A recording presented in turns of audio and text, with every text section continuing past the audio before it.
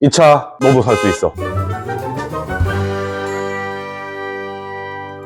차나두 이시안입니다. 요즘에 어떤 차를 사야 될지 도대체 모르겠다라고 말씀하시는 분들이 많아요. 고금리, 고유가 시대, 그냥 휘발유 차를 타자기에는 부담스러울 것 같기도 한데 디젤 차는 디젤 값이 너무 많이 올랐다 보니까 더 부담스러울 것 같고 이제 분위기가 디젤 차는 안 타는 것 같다. 그러면 이제 전기차로 가야 되나? 이렇게 생각하시는 분들이 있는데 전기차로 마음은 가고 싶은데 일단 차량 금액 자체가 전기차가 조금 비싸기도 하고 이제 내 집 주변이나 내 직장 주변에 충전기 같은 인프라가 좀 부족할까봐 전기차는 아직 좀 시기상조가 아닌가 생각하시는 분들이 많아요. 그래서 이럴 때 대안이 뭐 있냐? 하이브리드 차량이 있지 않습니까? 그래서 하이브리드 차량 같은 거 요즘엔 좀 권해드린다라고 말씀을 드립니다. 그러면 하이브리드 차량은 뭐가 있어요? 막 많이 물어보세요. 그러면 하이브리드 차 대세는 일본이 조금 선도를 했었죠. 토요타에서 만든 거. 그래서 뭐 토요타, 프리우스 이런 차들 굉장히 유명하기도 하고 연비가 정말 좋다더라 이런 얘기 많이 들어보셨을 거예요. 실제로 뭐 레오나드로 디카프리오 이런 분들도 탔었죠. 하이브리드를 그때 타시던 분들은 내가 굉장히 환경을 생각하는 사람이야 이런 인식이 강했어요. 그때는 전기차가 지금처럼 좀 보급되기 전이었죠. 그럼 전기차 말고 하이브리드를 사고 싶은데 하이브리드도 비싼 거 아니냐 이렇게 생각하시는 분들이 많습니다. 뭐 아무래도 연식이나 키로수는 좀 있지만 1000만 원 미만에서 형성돼 있는 차들도 많아요. 중고차가. 뭐 그런 거 샀을 때 고장나면 어떻게 해요? 하이브리드 차가 고장나면 배터리 셀에서 고장나는 경우가 제일 많아요. 그러면 그거를 교환해 주셔야 되는데 보통 교환 주기를 17만 킬로에서 20만 킬로 사이로 봅니다. 근데 또 차량 관리를 어떻게 하셨느냐에 따라서 한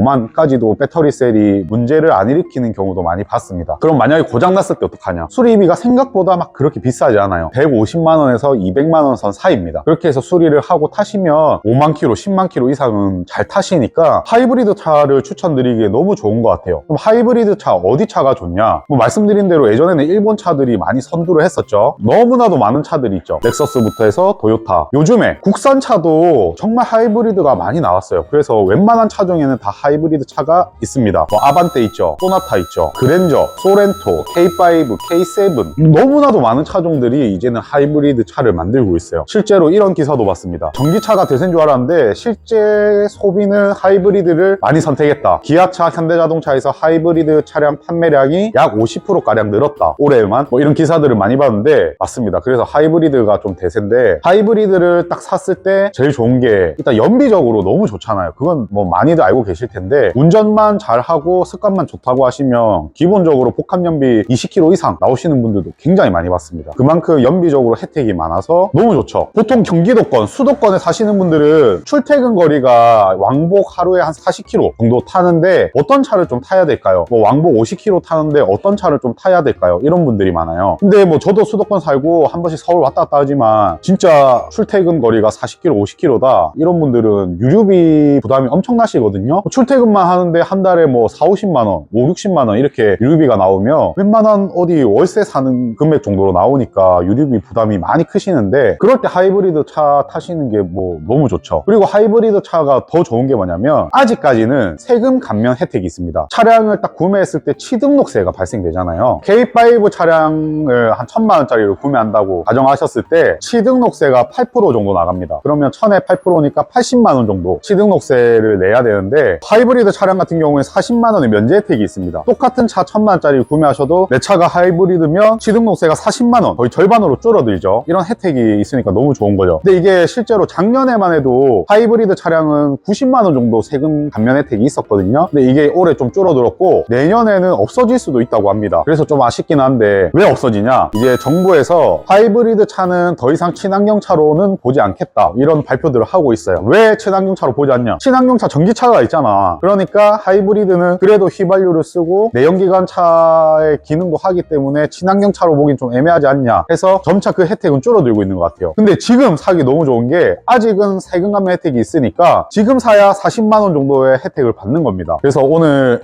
이렇게 말씀드린 거는 도대체 어떤 차를 사야 될지 모르겠다 이런 고민을 하시는 분들한테 하이브리드 차량을 선택하십시오 이렇게 말씀드립니다. 하이브리드 차량을 꼭 선택하셔야 됩니다, 여러분. 지금 같은 시장에서는 하이브리드만한 게 없습니다. 정리하자면 하이브리드 차 어떤 게 있나요? 일본차, 그리고 국산, 현대, 기아차. 실제로 독일 3사에서도 하이브리드 차량 요즘에 많이 만들고 있기 때문에 선택지는 너무 많다, 브랜드별로. 그러면 두 번째, 하이브리드 차를 샀을 때 수리비 같은 거 어떤 게 발생되나요? 했을 때 제일 걱정이신 게 배터리 문제. 배터리도 수명이 있기 때문에 그 수명이 닿으면 어떻게 하나요? 라고 물어보셨을 때는 배터리 수명은 생각보다 빨리 닳진 않는다. 다만 교환을 해주셔야 될 때는 수리비가 과도하게 비싸거나 하진 않습니다. 근데 실제로 출퇴근 거리가 멀어서 유류비로 쓰는 비용을 차값에서 절약을 하면서 운행하시다가 고치시고 타셔도 유류비보다 부담이 훨씬 더 적으실 거니까 유류비가 실제로 반값 이상 줄어들 수 있어요. 그래서 그런 분들한테는 또 정말 좋은 선택이 될 수 있습니다. 마지막으로 아직도 하이브리드는 세금 감면 혜택이 40만 원 정도 받을 수 있다. 그래서 이 세금 감면 혜택도 2023년도부터는 없어질 것으로 보여지는데 거의 확정이 됐습니다. 지금 얼마 안 남은 12월 달 이때 하이브리드 차량 구매하셔가지고 세금 혜택도 받으시고 유류비도 좀 절감하시면 모두가 좋지 않겠나 생각이 됩니다. 감사합니다. 차나도였습니다.